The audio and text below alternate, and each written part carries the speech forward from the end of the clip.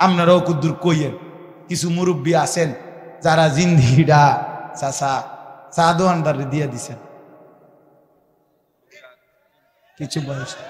কিছু বয়স্ক চাচা তারা সাধুয়ানদের সাথে একটা চুক্তি করে নিছে, সমঝোতা চুক্তি হইছে। বাজি শেষ বয়স, আর কয়দিন বাঁচি বলা যায় না। যে দূর শৈল্য কুলা তোমার এনাইয়া বৌমু, তুমি কদ্দুর আমার জায়গা দিও। এই তো কইছে আর বইয়েন আজাইরা চাচা আমনে আমার এনে বইয়েন। এই শিক্ষণ একটা টুল, হ্যাঁ কদ্দুর বালা কোনো টুলও না, শিকন একটা টুলের মধ্যে ঘন্টার পর ঘন্টা বইয়া বইয়া এ বিড়ি খায়, বন খায়, চা খায়, এই নিজে গপ করে, মানুষের গপ শুনে, নিজেও গিবত করে, মানুষের গিবতও শুনে, আর জেদ্দুর শৈল্যকুলা টেলিভিশনে বেড়িতে নাচ দেখে। কি অসিব্য মানুষ, এমন বুড়া, অসিব্য বুড়া। হ্যাঁ হ্যাঁ, যদি বলেন লজ্জা লাগছে তাহলে ছেড়ে দেন আজকে, আপনি আজকেই নাফরমানি ছেড়ে দেন। যদি বলেন হুজুর বুড়া মানুষের এত বড় কথা বলেন, আপনি কিসের বুড়া? বেড়ি খান এখনো আপনি, আপনি অনবিড়ি খান কেন? আপনি গুনাহ ছাড়বেন কোন দিন মিয়া? আপনার লজ্জা হবে কোন দিন? আপনার নাতি আপনার থেকে শিখবে কোন দিন? আপনার ছেলে আপনার থেকে শিখবে কোন দিন? আপনার আখলাক ভালো হবে কোন দিন? তাইলে আপনি অনগাইলেন, অন সুদের টিয়া গনেন, আপনি শরম নাই মিয়া। এই জন্য সোজা কথা, ইনসাফ করেন। 60 বছরও কি আখেরাত মনে পড়ে নাই? 60 বছরও কি গুনাহ ছাড়ার টাইম হয় নাই? 60 বছরও বিড়ি সিগারেট, 60 বছরও চা দোকান, 60 বছরও টেলিভিশন। আস্তাগফিরুল্লাহ, আস্তাগফিরুল্লাহ। গুনাহ ছাড়বে কোন দিন? তাই কোন দিন নাফরমানি ছাড়বে? কবর কি খামখেয়ালি? আখেরাত কি মামুর বাড়ি মিয়া? জান্নাত কি? জান্নাত আমনের ফুতে বিদেশ থেকে 10,000 দিছে, মসজিদে দিচ্ছেন, জান্নাত ক্লিয়ার। হ্যাঁ, জান্নাত আমনের মামুর বাড়ি। আপনি 10,000 দিয়ে বেহেশতে যাবেন গা, মসজিদে ফ্যান দুইয়ান দিছে, ওটা বেহেশত। আরে বাপ রে, কি বুঝা গেল বাপ? রাসূলুল্লাহ সাল্লাল্লাহু আলাইহি সাল্লামের কম্বলটাও দামি, চাদরটাও দামি, তাহলে নবীর জামাটাও দামি, নবীর লুঙ্গিটাও দামি, নবীর দাড়িও দামি, নবীর টুপিও দামি, নবীর পাগড়িও দামি, নবীর সাথে লাগা প্রতিটা পোশাকই এই পৃথিবীর সবচেয়ে সুন্দর, সবচেয়ে সুন্দর, সবচেয়ে সুন্দর। বাকি তোমরা যারা বেঈমানের মতো সাজলা গুজলা, তোমরা ভুল করলা, ব্যর্থ হইলা, ফ্যাশনের নামে, সৌন্দর্যের নামে জাহান্নামের আগুন নিজের গায়ে লাগায়, বরবাদ। ফালতু মডেল ধরলা, ফালতু ফালতু ফালতু। হ্যাঁ, চুলের এই সমস্ত কাটিং সিটার বাটফারের কাটিং, কোন ইমানদারের কাটিং। তুমি খবর নাও বেটা, রাগ হইবার কিছু নাই বেটা। কুট্টা খোর, বাবা খোর, ডাইল খোর, ইয়াবা খোরের কাটিং এগুলো। এটা কি আব্দুল জুনায়েদ বাগদাদির কাটিং? কথা বলেন না তো, তাইলে তো এটা কিসের কাটিং ধরলাম? এটা তো কোনো না কোনো বাবা খোরের কাটিং। খবর না গাও তুমি সমাজে, সমাজের যারা পুট্টাখোর, বাবাখোর, এগুলোর পোশাক দেখো, এগুলোর চুল দেখো, এটা কেমনে পছন্দ হলো? ছি ছি ছি, এত নিকৃষ্ট মানুষের ফ্যাশন পছন্দ হয় কেমন? সিনেমার নায়কের কোনো চরিত্র আছে? সিনেমার নর্তকীর কোনো চরিত্র আছে? চরিত্র থাকলে সে সারা দেহ, সারা পৃথিবীরে দেখায়, বুড়ারও দেখায়, জোয়ানেরও দেখায়। কোনো রুচি তো নাই বেডি, অসভ্য বেডি। বেডি বোঝে না এটা, যেটা বুড়া বেড়া হইতে চাইবে ওইটা তো। কথা বলেন, আত্মসম্মান থাকলে যে এটা আমার আল্লাহ একটা সৌন্দর্য দিছে, এর লাগে এটা কি ফতে কাটে মানুষে দেখবো এটা? তাহলে বুঝা গেল রুচিহীন এরা, এরা রুচিহীন, বর্বর এরা। এই জন্য আল্লাহ তাআলা বলছেন, বাপ লিবাসুত তাকওয়া যালিকা খায়র, মুত্তাকির পোশাক উত্তম, মুত্তাকির পোশাক উত্তম। আল্লাহর নবী সাল্লাল্লাহু আলাইহি সাল্লামের এক সাহাবী হযরত বারা ইবনে আযিব রাদিয়াল্লাহু তাআলা আনহু, তিনি বর্ণনা করেন, নবীজি সাল্লাল্লাহু আলাইহি সাল্লাম একদিন একটা চাদর পরে বসছেন, চাদর গায়ে। তো উনি বলেন চাদরটার মধ্যে এরকম লাল লাল ডোরা কাটা মানে লাল লাল সুতা ছিল আলাদা, একটু একটু সুতা লাল লাল, বাকি চাদরটা পুরা লাল না, চাদর হয়তো অন্য কালারের, কিন্তু ওই যে দেখো ওই যে ছেলের মাফলারটার মধ্যে একটু লাল রং আছে না, এরকম কথার কথা, লাল পারওয়ালা, আমাদের রুমাল সাদা লাল মিশাই আছে না এরকম, তো লাল ডোরা কাটা লাল সুতার পারওয়ালা একটা চাদর গায়ে দিছে নবীজি সাল্লাল্লাহু আলাইহি সাল্লাম। মাথায় বাবরি চুলে ঠিক ওই টাইমে মাথায় বাবরি চুল খোলা, মানে হয়তো কোনো কারণে টুপি খুলছেন নবীজি, তো মাথা খোলা বাবরি চুল, গায়ে এরকম লাল পারওয়ালা চাদর। হযরত বারা ইবনে আযিব বলেন, আমি শুধু একটা নজর তাকাইলাম নবীজির দিকে, তাকায়া উনি বলেন, খোদার কসম, আমি আমার দুই নয়নে এরকম লাল চাদর পরিহিত, লাল পারওয়ালা এবং বাবরি চুল বিশিষ্ট এমন সুন্দর প্রিয়জন আর কাউকে দেখি। মা রাআইতু মিন যী লিম্মাতিন ফি হুল্লাতিন হামরা আহসানা মিন রাসূলিল্লাহ সাল্লাল্লাহু আলাইহি ওয়াসাল্লাম। বাবরি চুলওয়ালা লাল পারওয়ালা চাদর পরিহিত রাসূলের চাইতে সুন্দর আমি বারা আমার দুই নয়নে কাউকে দেখি। কি সুন্দর লাগছে, সাহাবী পাগল হয়ে গেছে যে কি সুন্দর লাগছে নবীর গায়ের চাদর, নবীর গায়ের চাদর। সাহাবায়ে কেরাম বর্ণনা করছেন এভাবে, বাবা রাসূলুল্লাহ সাল্লাল্লাহু আলাইহি সাল্লামের পোশাকগুলোর বর্ণনা সাহাবীরা দিয়েছেন। নবী সাল্লাল্লাহু আলাইহি সাল্লামের চাদর মোবারক কেমন ছিল, টুপি মোবারক কেমন ছিল, নবীজির গায়ের জামা কেমন ছিল, পরনের লুঙ্গি কেমন ছিল, লুঙ্গি কতটুকু উঁচু করে পড়তেন, এই সব কিছু সাহাবীরা বর্ণনা করছে।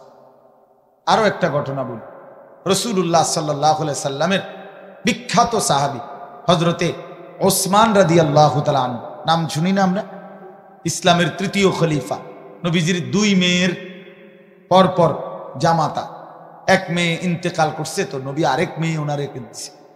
এত ভালোবাসতেন নবীজি, আল্লাহ নবী সাল্লাল্লাহু আলাইহি সাল্লামের ওই দ্বিতীয় মেয়েটাও মারা গেছে। নবীজি বলছেন, হায় যদি আমার আরো একটা মেয়ে থাকতো আমি সেটাও উসমানের কাছে বিয়ে দিতাম। এত ভালোবাসতেন উসমান। হযরত উসমান রাদিয়াল্লাহু তাআলা আনহু সবচেয়ে বেশি সাহাবীদের মধ্যে হায়া লজ্জাওয়ালা ছিল। ওই যে আমরা যে জুমার খুতবা পড়ি, দ্বিতীয় খুতবার মধ্যে আমরা এটা বলি, ওয়া আশাদ্দুহুম হায়াআন আরহামু উম্মতি বি উম্মতি আবু বকর, ওয়া আশাদ্দুহুম ফি আমরিল্লাহি উমর, হ্যাঁ, ওয়া আসদাকুহুম হায়াআন উসমান। এই যে সবচেয়ে বেশি লজ্জা উসমানের ছিল। উসমান রাদিয়াল্লাহু, এই উসমান রাদিয়াল্লাহু তাআলা আনহুকে হুদাইবিয়ার সন্ধির সময় নবী সাল্লাল্লাহু আলাইহি সাল্লাম ৬ষ্ঠ হিজরিতে মক্কায় আসতে চাইছিলেন উমরা করার জন্য মদিনা থেকে, প্রায় ১৪০০ সাহাবী নিয়ে। তো মক্কায় ঢুকবার আগে হুদাইবিয়া নামক একটা জায়গায় এখানে বাধাগ্রস্ত করছে। তো মক্কাবাসী আল্লাহ নবী সাল্লাল্লাহু আলাইহি, অনেক লম্বা ঘটনা, তো নবী সাল্লাল্লাহু আলাইহি সাল্লাম মক্কার কুরাইশদের সাথে কথা বলার জন্য এই উসমান রাদিয়াল্লাহু তাআলা আনহুকে প্রতিনিধি হিসাবে নিজের পক্ষ থেকে পাঠাইছিলেন, যে তুমি যাও মক্কায় কুরাইশ নেতৃবৃন্দের সাথে কথা বলো, যে আমরা যুদ্ধ করতে আসি নাই, আমরা আল্লাহর ঘর তাওয়াফ করব, উমরা করব, ২-৩ ঘন্টার কাজ, উমরা করতে ৩ ঘন্টা লাগে না। ওই যে এরশাদ ভাই উমরা করে মাত্র আসছে, এই 1-2 দিন হয়েছে, তাজা আমার উমরা করে আসার পরে আজকেই প্রথম দেখা হয়েছে আমার সাথে, তো আল্লাহ কবুল করেন। তো এই রাসূলুল্লাহ সাল্লাল্লাহু আলাইহি সাল্লাম ওনাকে বললেন, তুমি গিয়ে বুঝাইয়া বলো তাদেরকে যে আমরা এইবার যুদ্ধ করতে আসি নাই, বদরের যুদ্ধ করছি, উহুদের যুদ্ধ করছি, আগেও যুদ্ধ করছি, যুদ্ধ হইতে পারে তোমাদের সাথে, কিন্তু সেটা ঘোষণা দিয়া, কিন্তু এখন আসছি আমরা আল্লাহর ঘর তাওয়াফ করতে, তোমরা আমগরে বাধা দিও না। এই তখন আমার বলার উদ্দেশ্য হলো, উসমান রাদিয়াল্লাহু তাআলা আনহু তখন রওনা দিছে এই দূত নবীজির প্রতিনিধি হিসাবে মক্কায় ঢুকতে। তো ঢুকবার সময় মক্কার কুরাইশদের একজন নেতা ছিল আবান ইবনে সাঈদ, উনি ছিলেন উসমান রাদিয়াল্লাহু তাআলা আনহুর চাচাতো ভাই। উনি আগায় আসছে উসমানকে নেওয়ার জন্য, যদিও উনি কাফের, কিন্তু উনি আগায় আসছে কি নেওয়ার জন্য, মনে করেন আমারে একটু আগায় আনছে না সাথীরা, তো একটু আগাইয়া গেছে উনি। আগাইয়া যখন গেছে কুরাইশ নেতৃবৃন্দের কাছে আনবে, আবু জাহেল আবুল আহাবদের কাছে। আবু জাহেল নাই, তো মরে গেছে আগে, যারা আসিল তারার কাছে। তো এরা এই যখন উনি আসছে, আসছে কুরাইশ নেতা উসমানের সামনে, তখন উসমান রাদিয়াল্লাহু তাআলার দিকে তাকাইছে। সে তাকাইয়া দেখছে উসমান রাদিয়াল্লাহু তাআলার পরনের লুঙ্গিটা টাকনুর, মানে হাঁটুর গোড়া যে গোড়ালি, এটার অনেক উপরে, টাকনুর উপরে আর কি। তো এই আবান, এ তো কাফের সর্দার, সে বলতেছে ওসমান তুমি এটা কি পড়লা, লুঙ্গি এটার এত উপরে। আমাদের কুরাইশদের মধ্যে যারা যত সম্ভ্রান্ত নেতা, যত উচ্চ পদস্থ, তার পরনের এই লুঙ্গি তত নিচে ঝোলে। যত বেশি রাস্তা ঝাড়ু দেয় তত বড় লিডার। মাত্র লিডার মানেই তো জনসেবা যে করে। তো তাইলে যিনি নিজের প্যান্ট দিয়ে রাস্তা ঝাড়ু দেয় উনি বড় লিডার হবে না তো কে বড় লিডার হবে? বুঝেন না? এই জন্য তুমি তো জানোই টাকনুর নিচে যত কাপড় তত আমাদের মধ্যে তত বড় নেতা। এখন তুমি যে টাকনুর এত উপরে উঠে ফেলছো লুঙ্গি, তো তোমার অবস্থা কি হবে? তোমারে তো তারা সামান্যতম মূল্যায়ন করবে না। বুঝবে ইসলাম গ্রহণ করার পরে তোমার কোনো পদে নাই, তোমার কোনো পদে নাই, তুমি মেম্বরও না, পদে নাই তোমারে মূল্যায়ন করবে না।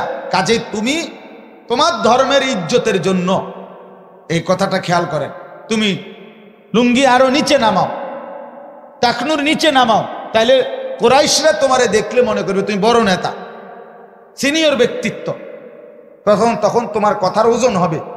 আমরা স্পষ্ট কিতাবে পড়ছি, আল্লাহর কসম, নবীর সাহাবী তখন বলছে লা ওয়াল্লাহি হাকাদা ইজারু নবীনা সাল্লাল্লাহু আলাইহি ওয়াসাল্লাম। বলছে বেঈমান, না বেটা, 100টা আমি নামাবো না, আল্লাহি, আল্লাহর কসম, এরকমই আমার রাসূলের পবিত্র লুঙ্গি। হাকাযা, আমার রাসূলের লুঙ্গি মুবারক তিনি এভাবেই পড়েন টাকনুর উপরে। কাজে আমার নবীর চাইতে বড় দামি সম্মানী তোদের কোনো বেঈমানের বেল আসেনি বেটা। কাজে আমি আমার রাসূলের যেই লুঙ্গি মুবারক দেখছি যেভাবে পড়ে, আমি তার থেকে এক চুল নিচে নামাবো। এই পোশাকের গুরুত্ব বাফ দেখেন। আমি এতটা মনে করে আসি নাই, কেন জানি মনে পড়লো এতটি কথা। আশ্চর্য না, এটা আমার কোনো উদ্দেশ্য না, এটা আমি তো অন্য সূরা পড়ছি, কিন্তু এতগুলো কথা নিজের আল্লাহর পক্ষ থেকেই মনে আসছে যে পোশাকের সৌন্দর্য। সাহাবায়ে কেরাম পোশাকের ক্ষেত্রে পর্যন্ত নবীজির অনুসরণটা কিভাবে করছেন ভাই, কিভাবে করছেন।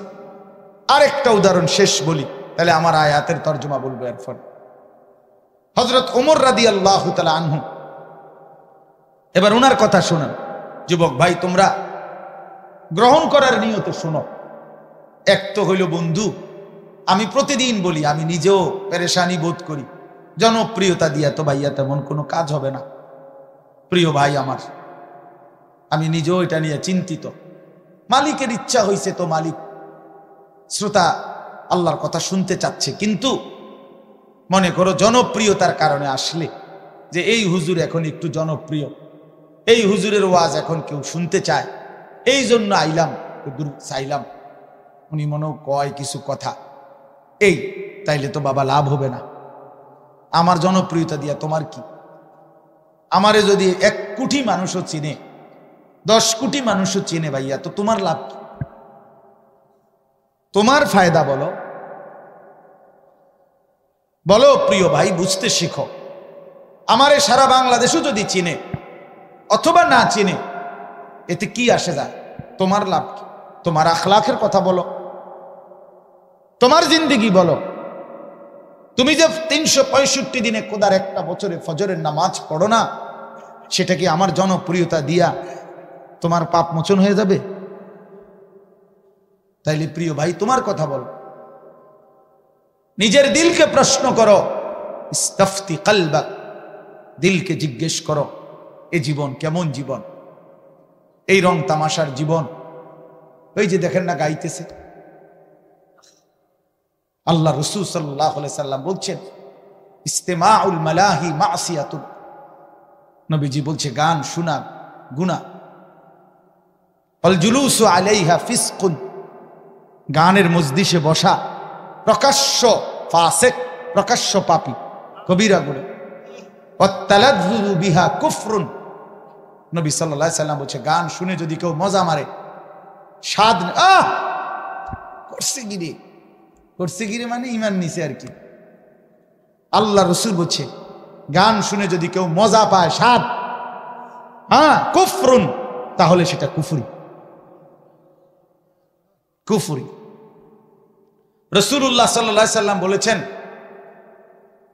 নালার পানি, স্রোতের পানি, ঝর্ণার পানি, যেখান দিয়া পুরা দমে পানি আসে ওইখান দিয়া খুব দ্রুত ঘাস, সতেজ সজীব সবুজ ঘাস ওঠে বেশি, কারণ এদের পানিটা কি আসে, আরামসে আসে। তা আল্লাহ রাসূল সাল্লাল্লাহু আলাইহি সাল্লাম বলেন পানির নালার মুখে যেরকম ঘাস তরু তাজা সতেজ সজীব হয় দ্রুত গতিতে, ঠিক যেখানে গান হয় সেখানে মুনাফিকি খুব দ্রুত গতিতে এরকম দ্রুত তৈরি হইতে। আল্লাহ রাসূল বলছেন, আল্লাহ নবী বলছেন আল গিনা রুকিয়াতুজ জিনা, গান জিনা ব্যভিচারের তাবিজ। গান ব্যভিচারের তাবিজ। যেখানে গান সেখানে অল্প সময়ের পরে ব্যভিচার।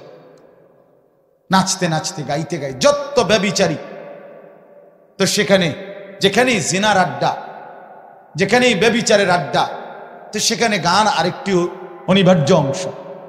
মদ এটার একটা অঙ্গাঙ্গী অংশ। এই তিন জিনিস কাছাকাছি, এই তিন জিনিস কাছাকাছি। গান আছে তো ব্যভিচারও আছে, গান আছে তো মদের বোতলও আছে, নেশারও আছে। কেউ যদি বলে আমার এখানে নাই তমকের, সেটা আমি ভিন্ন বিষয়, ওনারটা উনি বলবে, আমনে সাফাই আমনে গাইবেন, কিন্তু আমি আমভাবে বললাম, ব্যাপকভাবে বললাম, ব্যাপকভাবে বললাম। এই জন্য বলতে চাচ্ছি রং তামাশার এই দুনিয়া, খেল তামাশার এই দুনিয়া।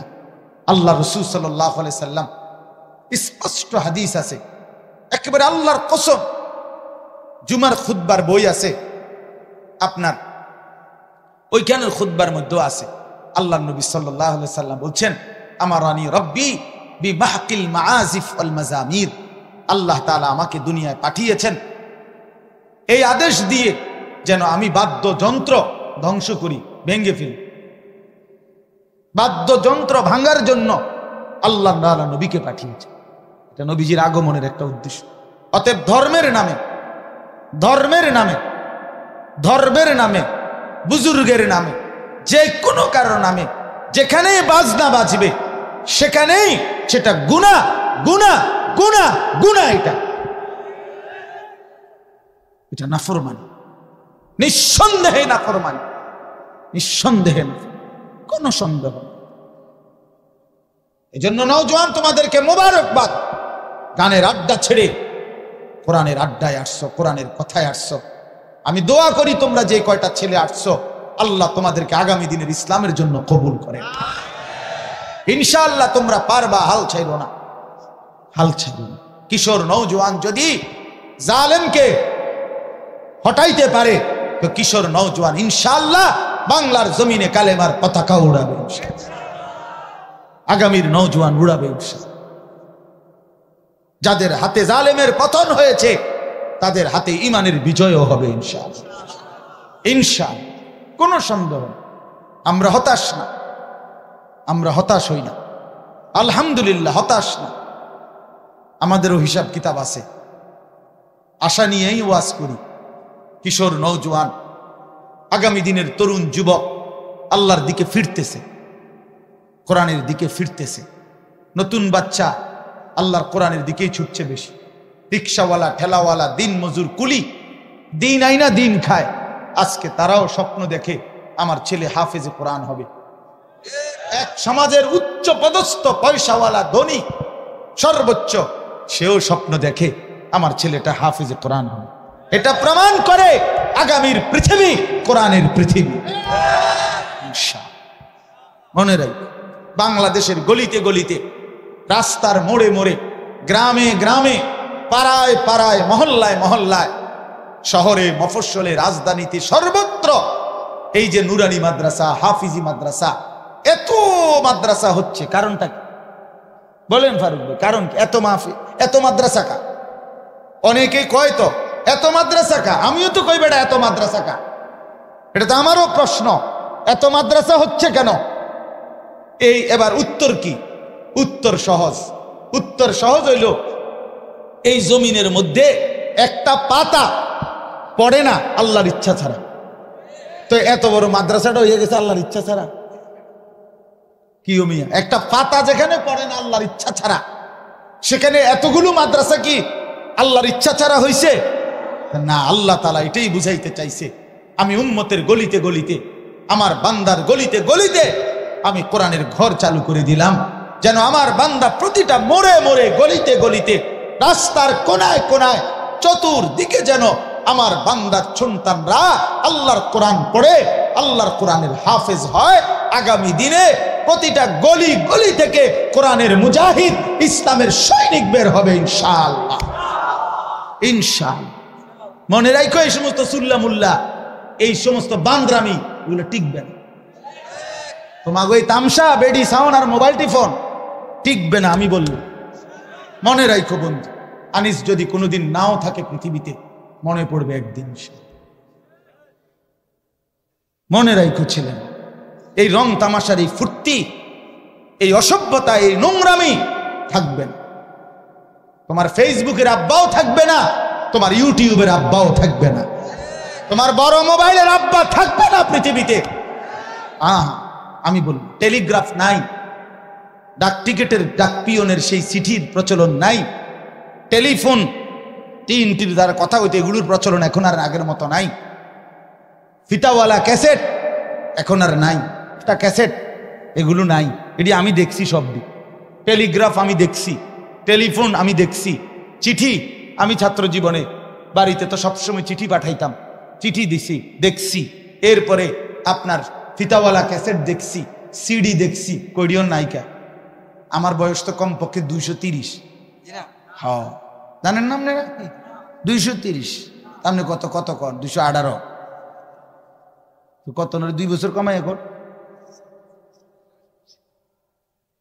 বুঝছেন? 43 বছর বেড়া। 43। আমি 81 সালের অক্টোবরে আমার জন্ম, 43 শেষ হয়ে 44 শুরু হয়েছে আমার বয়স। তা তাইলে মাত্র কয় বছরের ব্যবধান? 40 বছরের ব্যবধান, 30 বছরের ব্যবধান হবে। আমার ছোটবেলার 8-10 বছর বাদ দিবেন না আগে? আমার অবুঝ সময়টা, হে সময়টাকে আমি বুঝি নাকি? তাই এই সময়তে কি দেখছি আমার মন নাই। 6 বছর 5 বছর তার তো আমার মনে নাই, মনে আছে 10-এর পরে। তাহলে 30 বছরের ব্যবধান। তাহলে 30 বছরের ভিতরে বন্ধু, ছেলেরা, আমি অনুরোধ করি, তুমি বুঝতে শেখো বাপ। 30 বছরের ব্যবধানে এতগুলো প্রযুক্তি নাই হয়ে গেল, তো আগামী 30 বছরের ভিতরে এগুলো তো থাকতো, এগুলোর পরের ভার্সনও থাকতো না, এগুলোর পরের ভার্সনও থাকবে। প্রতিনিয়ত জেনারেশন, আধুনিক গবেষকরাই বলে প্রতিনিয়ত জেনারেশন বদলে যায়।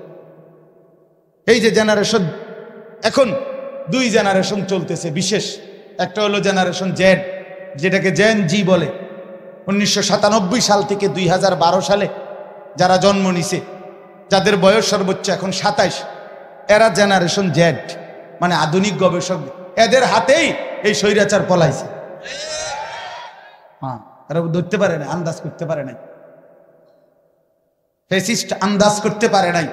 মনে করছে আগের নিয়মে, 40 বছর আগের নিয়মে, 30 বছর আগের নিয়মে গুলি করলেই দৌড়ে যাবো গা, পরে ফাঁকা গুলি ছুড়লেই ফলাফল দৌড় দিব। এখন দেখছে ওমা দৌড় দেয় না, গুলি ডাইরেক্ট বুকে মারলেও সরে না। এইটা ধরতে পারে নাই, এরা আন্দাজ করতে পারে নাই যে এই জেনারেশন আর আগের জেনারেশনে তফাৎ আছে। এই জন্য এটা তো পত্রিকা আসছেও, একজন পুলিশ বলছেও স্বরাষ্ট্রমন্ত্রীর ওই সময় যে গুলি তো মারি একটা, বাকিটি তো যায় না। হ্যাঁ, এটা তো খবরে আসছে। বাকিটি তো কি? বাকিটি তো একটা মরলে একটা মরে, কিন্তু বাকিটি তো কি? এরা বুঝে নাই, জালেম বুঝে নাই।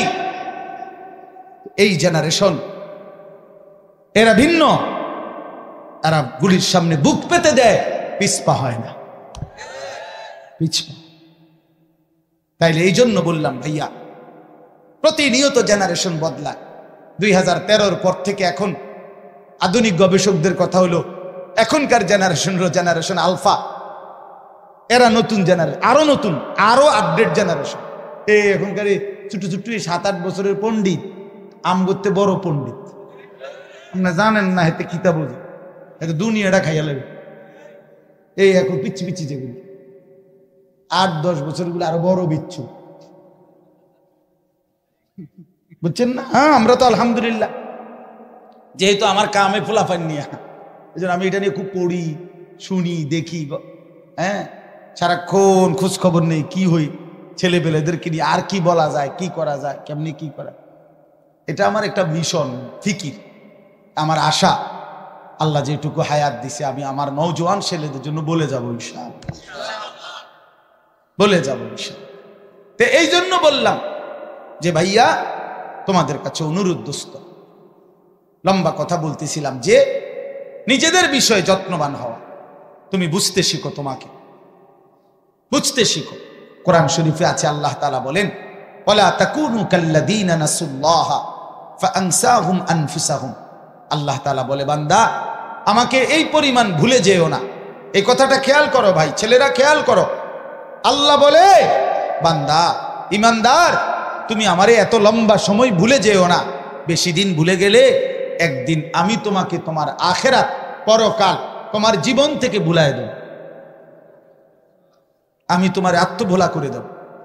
একদিন এমন অবস্থা হবে, গুনাহ করতে করতে, গুনাহ নাফরমানি, তোমার আখিরাত টোটালি ফাআনসাহুম আনফুসাহুম, তোমার কবর, তোমার আখিরাত, তোমার পরকাল, তোমার মৃত্যু পরবর্তী সব তুমি ভুলে যাবা, কিচ্ছু মনে পড়বে না। উলাইকা হুমুল ফাসিকুন, তখন তুমি পরিণত হবে ফাসিক হিসাবে, পাপী হিসাবে। তখন আর ইমানদারের চিহ্ন তোমার মধ্যে থাকবে না। একদিন তোমারে মানুষ তখন শুধুই বলবে, এটা পাপী, এটা সুদখোর, এটা ঘুষখোর, এটা হারামখোর, এটা জেনাখোর, এটা ব্যভিচারী, এটা লম্পট, এটা চরিত্রহীন, এটা জুয়ারি, এটা মদখোর, এটা নেশাখোর। এটা যদি মানুষ বলেই ফেলে, সিল লাগিয়া যায়, এর চাইতে বড় জিন্দিগির পতন, এর চাইতে বড় লানত আর কি হইতে পারে বাপ? করের আমরাও তো দেখছি জীবনে কত বিল্ডিং করে, এত বড় আলিশান বাড়ি করে ভদ্রলোক, মানুষে আটতে যাইতে সুদের টিয়া না, বাটফার বাটফার জিটারির টিয়া, 2 নম্বরই টাকা কামাইছে। তো লাভ হয়েছে কি? লাভটা কি? ইজ্জত কোথায়? সম্মান কোথায়? তোমার টাইলস তো তোমার সম্মান আনে নাই। তোমার এত সুদখোর, তোমার পরিচয় লাগিয়া গেছে, হারামখোর পরিচয় লাগিয়া গেছে। লোকে তো বলে তোমারে মদখোর, লোকে তো বলে তোমারে নেশাখোর, লোকে তো তোমারে দেখলে বলে, দেখতে মনে হয় গাঁজাখোর। এর চাইতে বড় লানত কি ভাইয়া? একটা যুবক তুমি বলো, তোমার আড়ালে যদি তোমারে কেউ বলে তোমার পরিচয়টা, ও হেতেরে চিনি, আরে চিনি, অসভ্য, চরিত্রহীন, লম্পট, নেশাখোর, গাঁজাখোর, ফুট্টাখোর, বাবাখোর, ডাইলখোর, ইয়াবাখোর, হারামখোর, বেডি ছাড়া, নারী ছাড়া, ছবি ছাড়া আর কিছু বুঝে না। প্রিয় ভাই আমার, বলো এরপরে তোমার জীবনের আর কি মূল্য রইল? তোমারে মানুষ তো জানোয়ারের মতো মনে করলো, তোমারে তো পরিচয় দিল পশুর মতো। তোমার ইজ্জত কোথায়? তোমার সম্মান কোথায় বন্ধু? তুমি বলো। প্রিয় ভাই আমার, ছেলেরা আমার, তোমরা যারা 1 ওয়াক্ত নামাজ পড়ো না, তুমি ইনসাফের সাথে বলো লোকে তোমার ব্যাপারে কি মন্তব্য। তোমার সমবয়সী বন্ধুদেরকে যদি কেউ জিজ্ঞেস করে ছেলেটা কেমন, তো যে 1 ওয়াক্ত নামাজ পড়ে না তার ব্যাপারে তার বন্ধু কি বলল? যে সে জুনায়েদ বাগদাদি। তাইলে তোমার দুশ্চরিত্র ছাড়া, চরিত্রহীন ছাড়া কি বল? কারণ সে তো জানে তুমি উলঙ্গ ছবি দেখো, তুমি তার থেকে আড়াল করবা কেন? হ্যাঁ, আখিরাতে তো এক ফোঁটা আড়াল করা যাবেও না। দুনিয়াতেও মানুষ বর্তমান আধুনিকতার এই জমানায় এত বেশি খতরনাক যে মানুষের জিন্দিগির একান্ত একান্ত বিষয়টা পর্যন্ত মানুষ প্রকাশ করে দেয়,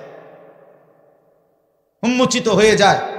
তখন মানুষ লজ্জিত হয়, বেইজ্জতি হয়। এই জন্য দোস্ত আমার, বন্ধু আমার, প্রিয় সাথী আমার, মনে রাখতে হবে কথা। আমি আজকে লম্বা বললাম, আমি যে আয়াত পড়ছি ওইটাই বলা দরকার ছিল, এটাও বলি, শুধু তর্জমা শোনাবো। কিন্তু পোশাকের উপরে আমি আজকে এতগুলো কথা বলছি। আর একটা উদাহরণ বাকি ছিল, হযরত ওমর রাদিয়াল্লাহু তাআলা আনহুর কথা মনে আছে? হযরত ওমর রাদিয়াল্লাহু তাআলা আনহু 10.5 বছর মুসলমানদের খলিফা ছিলেন। কয় বছর? অর্ধ পৃথিবীর বাদশাহ ছিলেন, মুসলমানদের খলিফা ছিলেন। এই ওমর রাদিয়াল্লাহু তাআলা আনহু মসজিদে নববীতে ইমামতি করতেন। নবীজি সাল্লাল্লাহু আলাইহি সাল্লাম যেখানে ইমামতি করতেন, নবীজির পরে আবু বকর, আবু বকরের পরে এই 10.5 বছর ইমামতি করতেন তিনি, ওমর। এক লোক আবু লুবলু নামে এক কাফের ছদ্মবেশে একদিন 10.5 বছর পরে ফজরের নামাজের সময়, ফজরের নামাজে কিছুটা অন্ধকার থাকে, এই অন্ধকারের ভিতরে চাদর দিয়া নিজেরে ঢাইকা গোপনে, লোকেরা বুঝে নাই, সাহাবীরা টের পায় নাই, সে ছদ্মবেশে এই প্রথম কাতারে ওমর রাদিয়াল্লাহু তাআলা আনহুর কাছাকাছি নামাজে এসে দাঁড়াইছে। তার কোমরে ছিল ধারালো ছুরি। এই ফজরের নামাজ ইমামতি শুরু করছে ওমর রাদিয়াল্লাহু তাআলা আনহু, প্রথম রাকাত। এই প্রথম রাকাতে যখন ইমামতি করতেছে, সূরা ফাতিহা পড়ে শুরু করবে আরেকটা কেরাত, এই সময় এই বেঈমান কোমর থেকে ছুরি বাহির কইরা হযরত ওমর রাদিয়াল্লাহু তাআলা আনহুর কোমরে 7-8টা ছুরির ঘাই দিছে, ফটাফট দামাদাম ছুরি মারছে, ওনার ঘাই দিছে, ছুরি দিয়েই দৌড় দিছে। তো হযরত ওমর রাদিয়াল্লাহু তাআলা আনহু, কিতাবে আছে স্পষ্ট, একটু পরে গিয়ে আসা ওনার নারী বুড়িগুলো পর্যন্ত বের হয়ে গেছে। এইভাবে চাপ দিয়া ধইরা হযরত ওমর রাদিয়াল্লাহু তাআলা আনহু, একজন সাহাবী আব্দুর রহমান ইবনে আউফ, ওনাকে প্রথম কাতারে থেকে টান দিয়াই না ইমামের জায়গায় দাঁড় করাইছে। দাঁড় করাইয়া নিজে হাত দিয়া চাপ দিয়া ধইরা কাইত হইয়া যাইয়া পড়ে যাইতেছে। এই সময় আগে বলছে একটা কথা, আব্দুর রহমান, আগে ফজরের নামাজ শেষ করো, তারপরে আমারে ধইর। আল্লাহর কসম যুবক, আমরা কিতাবে পড়ছি, হ্যাঁ বন্ধু, কতদিন হয় ফজরের নামাজ পড়ো না? কতদিন? তোমরা কত ছেলের চেহারা দেখলে বোঝা যায় কালো চেহারা, তোমাদের বেনামাজির চেহারা কালোই থাকে, বিশ্বাস কর। আহা,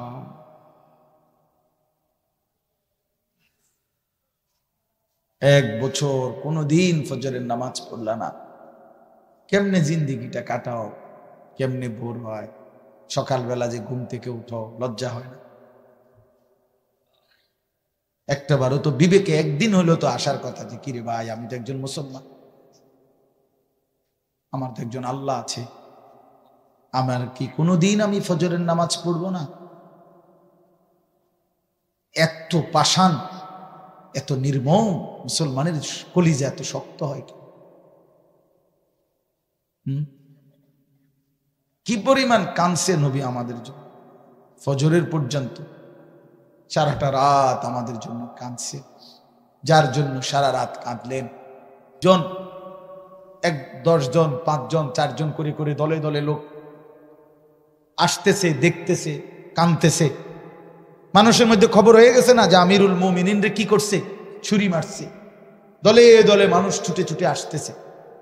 ওমর রাদিয়াল্লাহু তাআলা আনহুর মুখে ওষুধ দেওয়ার কিতাবে লিখছে চেষ্টা করতেছে, কিন্তু এদিক দিয়ে বের হয়ে যায় ওষুধের পানি, ওষুধ সব কিছুই দিতে পারতেছেন। ওমর রাদিয়াল্লাহু তাআলা আনহু তখন তাৎক্ষণিক যাবতীয় সিদ্ধান্ত, যেটা যেটা বলার, যেটা যা করতেছে, কারণ উনি বুঝতেছে উনি আর বাঁচবে না। এই সময় প্রিয় ভাই, স্পষ্ট কিতাবে লিখছে এক যুবক এই অন্যদের সাথে সেও ভিতরে ঢুকছে ওমর রাদিয়াল্লাহু তাআলাকে দেখার জন্য, যে আহত হয়েছে, যে এখনো তো মারা যায় নাই। এই সময় ওমর রাদিয়াল্লাহু তাআলা শেষ অবস্থা, আপনার রূহ যাবে যাবে, আল্লাহর কসম কিতাবে আছে, ওই যুবক যখন ঢুকছে ওমর রাদিয়াল্লাহু তাআলা তার দিকে তাকাইছে, দেখছে যে তার পায়ের লুঙ্গিটা টাকনুর নিচে। আল্লাহর কসম, ওমর এই অবস্থায়ও সাথে সাথে বলে উঠছে যে ইরফা ইজারাক, যুবক তোমার লুঙ্গি উপরে উঠাও। এই কথাইটা বলার জন্য, তোমার লুঙ্গি উপরে উঠাও। আমি দুনিয়া থেকে বিদায় নিচ্ছি, তবে আমার রসুলের সুন্নাত আমার চোখের সামনে পালন করবে না, আমি এটা মেনে নিয়ে যাইতে পারি। এই জন্য এই শেষ মুহূর্তে তিনি বললেন ইরফা ইজারাক, তোমার লুঙ্গি উঠাও, তোমার লুঙ্গি টাকনুর নিচে। তাইলে প্রিয় ভাই, বিষয়টা কতটা গুরুত্বপূর্ণ। আজকে আমরা এটাকে কিছুই মনে করি না, আমরা এতবার শুনছি আলেমদের মুখে যে আল্লাহর নবী সাল্লাল্লাহু আলাইহি সাল্লাম বলছেন মা আসফালা মিনাল কাবাইনি মিনাল ইজার ফাহুয়া ফিন্নার, টাকনুর নিচে যেই অংশ যাবে কাপড়ের সেটা জাহান্নাম। এতবার নবীজি বললেন, আল্লাহ রাসূল সাল্লাল্লাহু আলাইহি সাল্লাম বলেন ওই ব্যক্তির দিকে আল্লাহ তাআলা হাশরের ময়দানে তাকাবে না, এই যার লুঙ্গি পায়জামা টাকনুর নিচে। আল্লাহর কসম নবী বলছে আল্লাহ তাআলা লা ইয়ানজুরু ইলাইহি, তার দিকে হাশরের দিন তাকাবে না।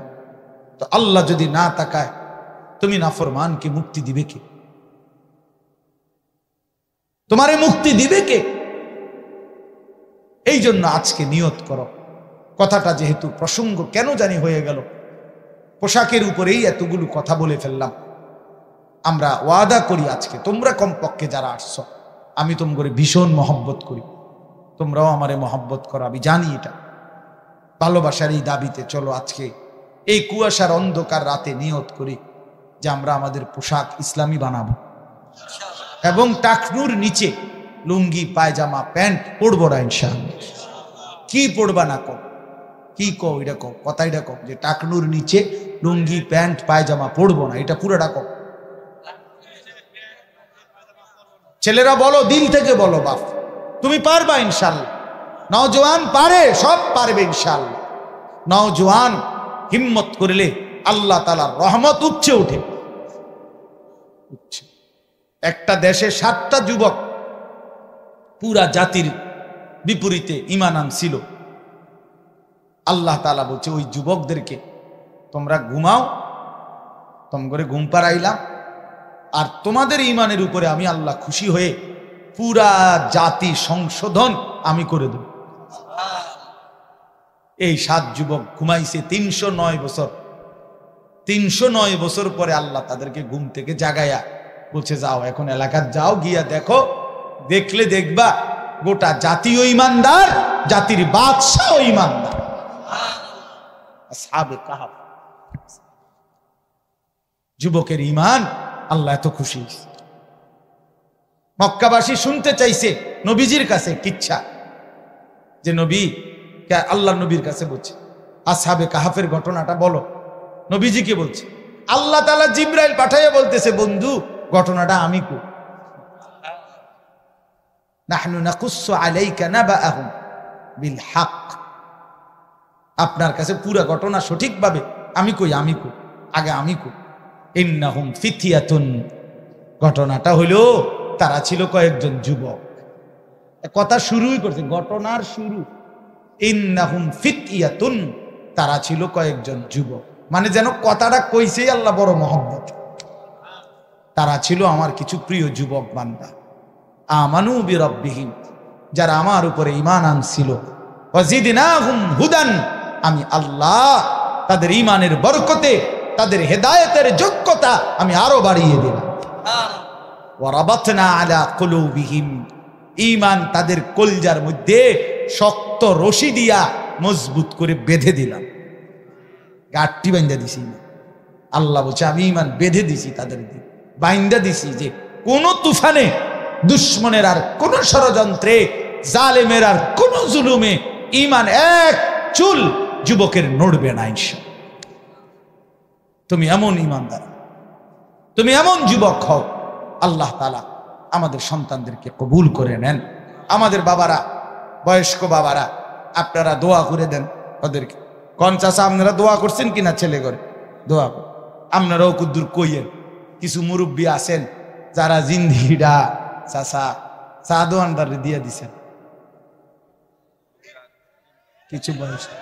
কিছু বয়স্ক চাচা তারা চা দোয়ানদারের সাথে একটা চুক্তি করে নিছে, সমঝোতা চুক্তি। কইছে বাজি শেষ বয়স, আর কয়দিন বাঁচি বলা যায় না। যে দূর শল্য কুলায় তোমার এনাইয়া বৌমু, তুমি কদ্দুর আমারে জাগা দিও। এই তো কইছে আর বইয়ের আজাইরা চাচা আমনে আমার নেই বইয়েন। এই শিক্ষণ একটা টুল, হ্যাঁ কদ্দুর বালা কোনো টুলও না, শিকন একটা টুলের মধ্যে ঘন্টার পর ঘন্টা বইয়া বইয়া এ বিড়ি খায়, বন খায়, চা খায়, এ নিজে গপ করে, মানুষের গপ শুনে, নিজেও গিবত করে, মানুষের গিবতও শুনে, আর জেদ্দুর শল্যকুলা টেলিভিশনে বেডিতে নাচ দেখে। কি অসিব্য মানুষ, এমন বুড়া, অসিব্য বুড়া। হ্যাঁ হ্যাঁ, যদি বলেন লজ্জা লাগছে তাহলে ছেড়ে দেন আজকে, আপনি আজকেই নাফরমানি ছেড়ে দেন। যদি বলেন হুজুর বুড়া মানুষের এত বড় কথা বলেন, আপনি কিসের বুড়া? বেড়ি খান এখনো আপনি অনবিড়ি খান কেন? আপনি গুনাহ ছাড়বেন কোন দিন মিয়া? আপনার লজ্জা হবে কোন দিন? আপনার নাতি আপনার থেকে শিখবে কোন দিন? আপনার ছেলে আপনার থেকে শিখবে কোন দিন? আপনার আখলাক ভালো হবে কোন দিন? তাইলে আপনি গাইলেন, সুদের টিয়া গনেন, আমি শরব নাই মিয়া। এই জন্য সোজা কথা, ইনসাফ করেন। 60 বছরও কি আখেরাত মনে পড়ে নাই? 60 বছরও কি গুনাহ ছাড়ার টাইম হয় নাই? 60 বছরও বিড়ি সিগারেট, 60 বছরও চা দোকান, 60 বছরও টেলিভিশন। আস্তাগফিরুল্লাহ, আস্তাগফিরুল্লাহ। গুনাহ ছাড়বে কোন দিন? তাই কোন দিন নাফরমানি ছাড়বে? কবর কি খামখেয়ালি? আখেরাত কি মামুর বাড়ি মিয়া? জান্নাত কি? জান্নাত আমনের ফুতে বিদেশ থেকে 10,000 দিছে, মসজিদে দিচ্ছেন, জান্নাত ক্লিয়ার। হ্যাঁ, জান্নাত আমনের মামুর বাড়ি। আপনি 10,000 দিয়ে বেহেশতে যাবেন গা? মসজিদে ফ্যান দুইয়ান দিছে, ওটা বেহেশত। আরে বাপরে, আরে বাপরে, বেহেশত কি? 2টা রুম আর একটা বারিন্দা, এটারে তোকে বেহেশত। বেহেশত এই তোমার নাকি? 2টা রুম আর একটা বারান্দার নাম বেহেশত? এত বড় সাম্রাজ্য মালিক যাকে দিবে সবচেয়ে ছোট জান্নাত, আল্লাহ রসুল বলছে 10 দুনিয়া বরাবর। তার জন্য কোনো মূল্য দিতে হবে না, তার জন্য কোনো মেহনত করতে হবে না। এটা এত খামখেয়ালি হয়ে গেল। মাফ করে দিয়েন চাচারা, জিদ করে আমার লগে গুনাহ ছেড়ে দেন। যা বেটা, হুজুর বেটা এত বড় কথা কইছ বেটা, গেলাম না চা দোয়ান। আমি তো কই চাচা আপনার শরীরের একটা স্যাঁত ঢোক, আপনি জিদ করে কালকে চা দোয়ানে যাইয়েন না। চা দোকানদারের ক্ষতি হবে না, আপনি চা খাই আইয়ে নেবেন। আপনি বেডি চাইয়েন না, টেলিভিশন দেখেন, আপনি বিড়ি খানা ছাড়েন। বিড়ি জাহান্নামের খাবার, সরাসরি জাহান্নামীদের খাবার। কোরআন শরীফে আছে জাহান্নামীদের খাবারের বৈশিষ্ট্য লা ইউসমিনু ওয়ালা ইউগনি মিন জু। জাহান্নামীদের খাবার আল্লাহ বলছে এটার কোনো পুষ্টিও হয় না এবং এটার দ্বারা ক্ষুধাও নিবারণ হয় না। বিড়ি সিগারেট অবিকল এরকম, এটার দ্বারা শরীরের কোনো পুষ্টি হয় না এবং ক্ষুধাও নিবারণ হয় না। অতএব এটা জাহান্নামীদের খাবার। নাকে মুখে ধোঁয়া ছাড়ে, আগুন ছাড়ে, এটা বুঝে একটা কিছু হইতে পারে? এটা আমার সর্বোচ্চ বুঝাইয়ে দূর। এবারটা হয়তো আগের থেকে প্র্যাকটিস করতেছে। হ্যাঁ, মানে আগের থেকে আগুনের একটা অভ্যাস থাকলে পরে যখন ফুল আগুনে ডুববে এটার দ্বারা সুবিধা হবে একটু। জানা আমার তো কিছুটা অভ্যাস আগের থেকেই আছে, আর নাহলে অনেক একটু বাড়াইয়া দিছে আর আগুন। এই জন্য এটা লজ্জার বিষয়, শরমের বিষয়, হায়ার বিষয়। এটা বিড়ি সিগারেটের এই বদভ্যাস একেবারেই অপছন্দনীয় অভ্যাস। বাবা তারাও ছেড়ে দেন। কেমনে দাঁড়াবেন? রাসূলুল্লাহ সাল্লাল্লাহু আলাইহি সাল্লাম প্রিয় ভাই নবী সাল্লাল্লাহু আলাইহি সাল্লাম 63 বছরের জীবনে কোনোদিন তিনি দুর্গন্ধ পছন্দ করতেন না। নবী সাল্লাল্লাহু আলাইহি সাল্লাম ঘামের গন্ধ সহ্য করতেন না, কাঁচা পেঁয়াজ কাঁচা রসুনের গন্ধ সহ্য করতেন না। নবী সাল্লাল্লাহু আলাইহি সাল্লাম বলছে, 3টি জিনিস দুনিয়াতে আমার সবচেয়ে প্রিয়, আহাব্বুল আশিয়া ইলাইয়া সালাসা, 3 জিনিস আমি নবীর কাছে দুনিয়াতে সবচেয়ে প্রিয়। এর মধ্যে 1 নাম্বার হলো আত্তিব, সুগন্ধি আতর। 1 নাম্বার নবীজির প্রিয় ছিল। নবী সাল্লাল্লাহু আলাইহি সাল্লাম সরওয়ারে দু আলম যে রাস্তা দিয়ে হাঁটতেন, একটু পরে কেউ আসলে বুঝতো মুহাম্মদ আরবি এই রোড দিয়ে গেছেন। কেমনে বুঝতো? মেশকের গ্রানে, সুগন্ধিতে সবাই আন্দাজ করত নবী আরবি এদিক দিয়ে দিচ্ছেন। আল্লাহ নবীর ঘাম মোবারকের দিকে সাহাবীরা অপেক্ষায় থাকতো। পবিত্র ঘামের 1 ফোঁটা ঝরলে সেইটুকু ঘাম নিয়ে তারা আতর মেশক হিসাবে ব্যবহার করত। এত সুগন্ধিময় যিনি, তার সামনে সুপারিশের জন্য এই বিড়িওয়ালা মুখ লইয়া কেমনে দাঁড়াইবেন?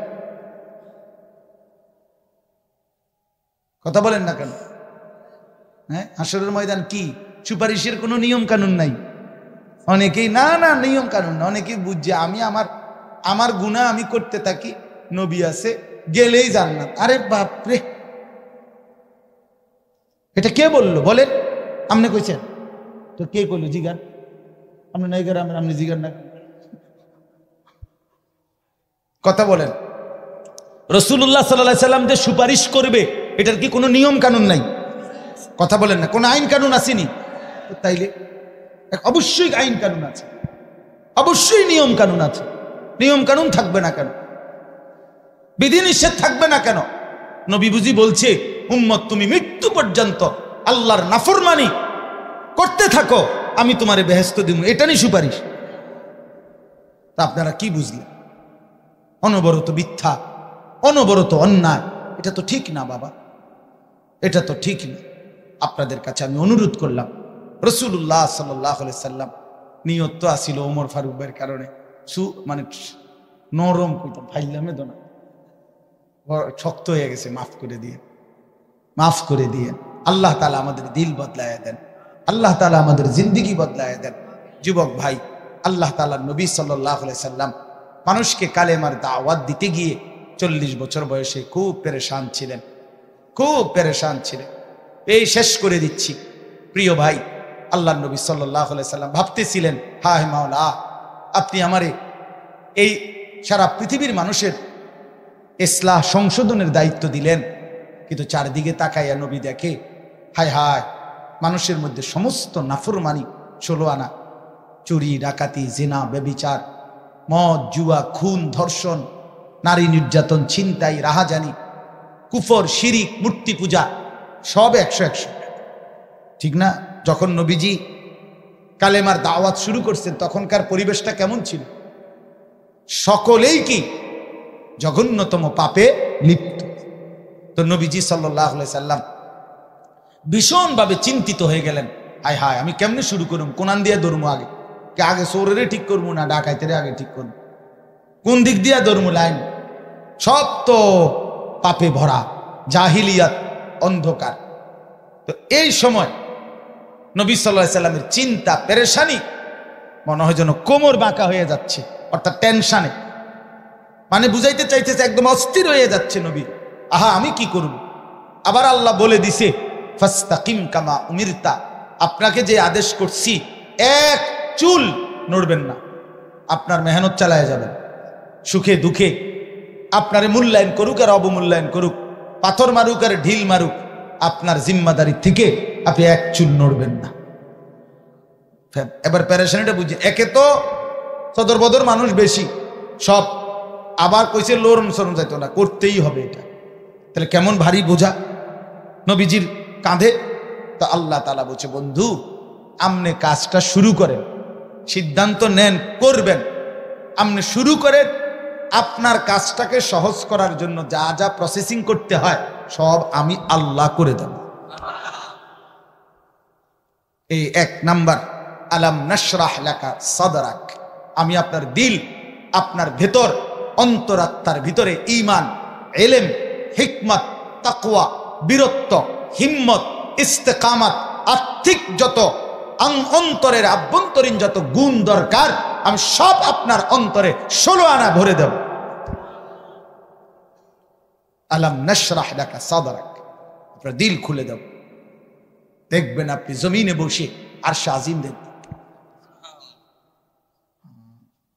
রাসূলুল্লাহ সাল্লাল্লাহু আলাইহি সাল্লাম তো দেখছেন মদিনার জমিন, এখানে পাথরের আঘাত থেকে আলো বের হইছে। নবী বলছে এই আলোতে আমি দেখতেছি রোম মুসলমানদের হাতে বিজয়। কোথায়? মদিনা, কোথায়? ইটালি। এভাবে দেখছে। তার মানে আল্লাহ তাআলা তার দিল প্রশস্ত করে দিয়েছেন। ওয়াদা'না আনকা বিজরাক আল্লাযী আনকাদা যাহরাক। আল্লাহ বলে যে বোঝা আপনার কাঁধে চাপছিল, আপনার কোমর বাঁকা করে দিছিল, আমি নিজে আপনার সেই বোঝা হালকা করে দিয়েছি।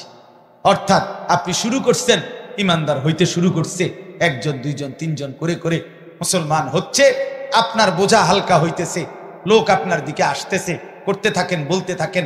একদিন দেখবেন 20 বছরের মাথায় আমি আল্লাহ বললাম, আল্লাহ জানায় দিছে এই অল্প কয়দিন পরে মক্কা বিজয় হবে। এরপরে দেখবেন 20 বছরে মুসলমান হইছে যা, 1 বছরে 6 মাসের 3 মাসে তার চাইতে বেশি দলে দলে ওয়ারাআইতান নাসা ইয়াদখুলুনা ফি দীনিল্লাহি আফওয়াজা, দলে দলে দলে দলে মানুষ আল্লাহর কোরআনের দিকে, দ্বীনের দিকে, আল্লাহর দ্বীনের দিকে ঢুকতে থাকে। এই আল্লাহ বলেন আমি আপনার বোঝা হালকা করে দিয়েছি। বিষয়টা তো আমি আসি আমনেরে ছাইরা দিয়া মাঠে, আমি তো গেছি গানা, কথা বোঝেন নাই? আমি তো আছি বন্ধু, আমি আছি। 3 নাম্বার ওয়ারাফা'না লাকা যিকরাক। বন্ধু আমি জানি সারাদিন আপনারে অনেকে ব্যঙ্গ করে, বিদ্রুপ করে, আপনারে কখনো বলে পাগল, কখনো বলে কবি, কখনো বলে জাদুকর, কখনো বলে নির্বোধ, আহমক, ইত্যাদি ইত্যাদি কত মন্দসন্দ কয়। আপনার দিলটা ভাঙ্গা যায়, মনটা কষ্ট লাগে। আপনারে বলি বন্ধু ওয়ারাফা'না লাকা যিকরাক, এই সমস্ত মানুষের এই সমস্ত শব্দ দিয়ে আপনি ঘাবড়াবেন না, বরং আমি আল্লাহ ওয়াদা দিলাম আমার সমস্ত মাখলুকাতের ঊর্ধ্বে আমি আল্লাহর পরে সর্বোচ্চ মর্যাদা সম্মান আপনার আমি উঠাই। এই জন্য মেরাজে নিয়া আর শাজিমের উপরে উঠাইয়া আল্লাহ বলছে দোস্ত নিচের দিকে একটু তাকা। নবী নিচের দিকে চারিদিকে তাকাইছে। উঁচা জায়গায় যত উঁচা উঠে তত চারদিকে বেশি দেখা যায়, বুঝেন নাই? কুমিল্লা জেলায় যখন সর্বপ্রথম 6 তলা বিল্ডিং হয়েছে আমাদের কুমিল্লায় সালাউদ্দিন হোটেলের পাশে, প্রথম আমরা তখন স্কুলে 4 বা 5 পড়ি, আমরা এই প্রতিদিন বিকালে চাইতে যাইতাম 6 তলা বিল্ডিং, আর দারোয়ানের কাছে বলতাম ভাই ভাই কিন্তু ছাদে উঠুন, মানে ছাদে উঠুন লেগে এটারে এত বাটারের কাছে কাকুতি মিনতি করতাম, ভাই কুদ্দুর কুদ্দুর উঠতে দেন না ছাদে উঠুন। এরপরে ছাদে উঠে একটা দৌড় দিয়ে দেখা আবার বন্ধুদের কাছে পরের দিন গল্প করতাম যে আবার ছাদে উঠছি। তাহলে উঁচা উঠলে চারদিকে দেখা যায়। আল্লাহ তাআলা আরশে আজিমে তুলে বন্ধুকে বললেন বন্ধু এবার দেখেন আমার গোটা মখলুকাত আপনার কদমের নিচে, আপনার মর্যাদা সবকিছুর ঊর্ধ্বে। বাদাজ খুদা বুজুর্গ তুই কিসসায়ে মুখতাসার, আল্লাহর পরে সমস্ত সৃষ্টির উপরে আপনার সম্মান। সুবহানাল্লাহ, আপনার মর্যাদা আমি উঠাই দিছি। আল্লাহ মহব্বত করে বলছে, মহব্বত করে বন্ধু ওই যে আজান দিচ্ছে শুনেন তো, দেখেন দেখেন আজান দিচ্ছে দোস্ত শুনেন, এই দেখেন আমার নাম বলে একটু পরে আপনার নামও বলে। ওই যে মুয়াজ্জিন ইকামত দিচ্ছে দেখেন তো আমার নাম বলে আপনার নামও বলে। ওই যে নামাজি ব্যক্তি যে দেখেন বইছে আত্তাহিয়াতু পড়বে এখন, দেখেন খেয়াল রাখেন আপনার আত্তাহিয়াতু পড়ে আমার প্রশংসা করে একটু পরে আপনার নামও কইবে আল্লাহুম্মা সাল্লি আলা মুহাম্মদ, এই যে দুরূদ শরীফ পড়বে। ওই যে কবরের দিকে তাকায় দেখেন দোস্ত, কবরে ওই মুনকার নকির প্রশ্ন করতেছে লোকটারে, দেখেন কি কয় শুনেন, আমার নাম কয় আপনার নামও কয়। সুবহানাল্লাহ, আজানে আমি আপনি, একামতে আমি আপনি, নামাজে আমি আপনি, ওই কবরের প্রশ্ন তো দেখেন আপনি আমি। যেখানেই আমি আল্লাহর আলোচনা সেখানেই আপনি বন্ধুর আলোচনা। ইদা যুকিরতু যুকিরতা মাই ওয়া রাফা'না লাকা যিকরা, আমরা নবীর দুশ্মন না। আমরা যারা গালি দেহে, আমরা যারা আমরা নবীর দুশ্মন, আমরা ওয়াহাবি, আমরা নবীর আশেক না। আমরা জানি দোস্ত তুই কি আশেক, আমরা জানি। হাসরের ময়দানে ফয়সালা হবে। জীবনের এই 43 বছর আজীবন নবীর মেসওয়াক করে গেলাম, দাড়ি টুপি রাইখা গেলাম, হালাল খাওয়ার চেষ্টা করলাম, বউ বাচ্চারে পর্দায় রাখতে চেষ্টা করলাম। জীবনে কোনোদিন টেলিভিশন ঘরে ঢুকাইলাম না। জীবনে কোনোদিন চেষ্টা করছি রসুলের সুন্নাত আমল করতে। আমি কেন নবীর দুশ্মন হব? আমি নবীর দুশ্মন, আমি জিলাফির দুশ্মন হইতে পারি, নবীর দুশ্মন না। আমি বিরানির দুশ্মন হইতে পারি, নবীর দুশ্মন না। চলো যদি প্রয়োজনে প্রমাণ চাও, ইনশাআল্লাহ আমরা প্রমাণ দিছিও। 158 বছর আমাদের কওমি মাদ্রাসার ইতিহাস। 1866 সন থেকে এই উপমহাদেশে শতবার, হাজারবার, লক্ষবার রসুলের ইজ্জতের জন্য, কোরআনের ইজ্জতের জন্য যারা রক্ত দিয়েছে, জান দিয়েছে, কলিজার খুন দিয়েছে, সবার আগে প্রতিবাদ করেছে জালেমের, অন্যায়ের, রসুলের দুশ্মনের বিরুদ্ধে। তো সবচেয়ে আগে যাদের নাম, তারা কওমি মাদ্রাসার উলামা, তোলাবায়ে কেরাম। যদি কারো প্রমাণ লাগে তো 2013 সালের 5ই মের রক্তের গ্রাণ শুকবার জন্য মতিঝিলের শাপলা চত্বরে এখন গিয়া না, তো উত্তরবঙ্গে খুব শীত থাকে। বলছি যে তাদেরকে এই বছর নভেম্বর মাসে আবার পিছাইয়া দিছে, যে আপনাদেরকে ইনশাআল্লাহ আল্লাহ হায়াতে বাঁচাইলে সামনে যাব, এই তখন এই ডেটটা ওনারে দিছি। তো বলার উদ্দেশ্য হইল যে সবার আন্তরিকতা নিয়েই, ছেলে পেলে অনেক উৎসাহ উদ্দীপনা নিয়ে মাহফিলের আয়োজন। এখন এর মাকসাদ কি? মাকসাদ হইল কিছু ভাই মোবাইলে উঠাইলেন, কিছু বুট বাদাম বিক্রি হলো, চটপটি খানা হলো, আর আমরা যার যার মতো চলে গেলাম শুনে। নিজের বিবেকের মধ্যে কোনো পরিবর্তন নাই, দিলের মধ্যে একটু নড়াচড়া নাই, সামান্য কোনো অনুভূতি জাগে নাই। তো কি লাভ হলো ভাইয়া? আয়োজনটার সার্থকতা কি? যে যেমন তিনি এমনই, কোনো নড়াচড়া নাই, পরিবর্তন নাই, যুবকেরও না, বুড়ো বয়স্ক লোকেরও না। তো হলোটা কি? তাই লাভটা কি হল? এই জন্য বাপ, এটা জরুরি বিষয়, এটা বুঝা যে আল্লাহর কথা, কোরআনের কথা আমাদের জীবন পরিবর্তনের জন্য। এই জন্য মোবাইলটা ধরে রাখলে মনোযোগ হয়, বারবার এটার দিকে নজর যায়। এই কারণে আমি শক্তভাবে বললাম, বরং তোমরা ছেলেরা যারা দাঁড়ায় আছো, দেখো যে কষ্ট করে বসার কিন্তু জায়গা আছে। যে যেটুকুই শুনো ভাই, বসে শোনো। মনে করো তুমি 10 মিনিটেই শুনলে, আমার কোনো আপত্তি নেই, তো 10 মিনিট বসে শোনো। এই পিছনে জায়গা আছে, এখানে দাঁড়ায় না থেকে পিছনে যাও, বসে শুনলে আল্লাহর কথা আদব হয়। জুতা পায়ে আল্লাহর কথা শোনা আদব পরিপন্থী। হ্যাঁ, এটা কোরআনুল কারীমের মধ্যে আল্লাহ তাআলা মুসা আলাইহিস সালামকে বলছে। আমরা সবাই জানি এটা, যে মুসা নবীর সাথে আল্লাহ তাআলা প্রথম যেদিন তুর পাহাড়ে কথা বলছেন, সেদিনই আল্লাহ বলছে, প্রথম দিন, ফাখলানা আলাইকা, মুসা তোমার জুতা খুলে ফেল। এরপরে আল্লাহ তাআলা ওনার সাথে কথা বলছে। তার মানে আল্লাহর কথা শুনবার আদব জুতা খোলা, বসে পড়া। হযরত জিবরাইল আলাইহিস সালাম, আপনারা আমার দিকে তাকান, ছেলেরা এমনিই শুনবে ইনশাআল্লাহ। তো জিবরাইল আলাইহিস সালাম, হাদিসের মধ্যে আছে, যতবার তিনি নবী সাল্লাল্লাহু আলাইহি সাল্লাম এর কাছে মানুষের আকৃতিতে আসছেন, জিবরাইল নবীজির কাছে 2 ভাবে আসতেন।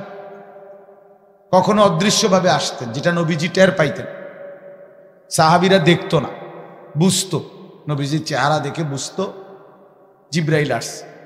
নবী সাল্লাল্লাহু আলাইহি সাল্লামের হালাত, চেহারার রং বদলাই যেত, রক্তিম লাল হয়ে যাইত, পবিত্র চেহারা থেকে ঘাম ঝরত এবং নবীজি সাল্লাল্লাহু আলাইহি সাল্লামের নাকের কাছে, মুখের কাছে মৌমাছির গুনগুনে আওয়াজ শোনা যাইত। সাহাবীরা বুঝতেন জিবরাইল আসছে, কোরআন নাজিল করছে। তো এটা ছিল একটা। আর কখনো কখনো জিবরাইল আলাইহিস সালাম সরাসরি মানুষের আকৃতি ধরে নবীজির কাছে আসতেন। এই মানুষের আকৃতি ধরে যখন আসতেন তখন তিনি নবীজির সাথে যে কথা বলতেন, বসে কথা বলতেন আদবের সাথে। নবীজি সাল্লাল্লাহু আলাইহি সাল্লামের সামনে একবারে নামাজের হালাতের মতো বসতেন। নবী সাল্লাল্লাহু আলাইহি সাল্লামের দুই হাঁটু মোবারকের সাথে হাঁটু মুখোমুখি করে জিবরাইল বসতেন, বুক বরাবর, হাঁটু বরাবর, চোখ বরাবর। মনে করেন আমার এই দুই হাঁটু বরাবর যদি ওইদিকে কেউ বসে আমার মুখোমুখি, তাহলে হাঁটু যেমন বরাবর তো বুকও তো বরাবর, চোখও তো বরাবর, ঠিক না? এতে তাওয়াজ্জু বেশি হয়, এতে ফায়দা বেশি হয়, উপকার বেশি হয়।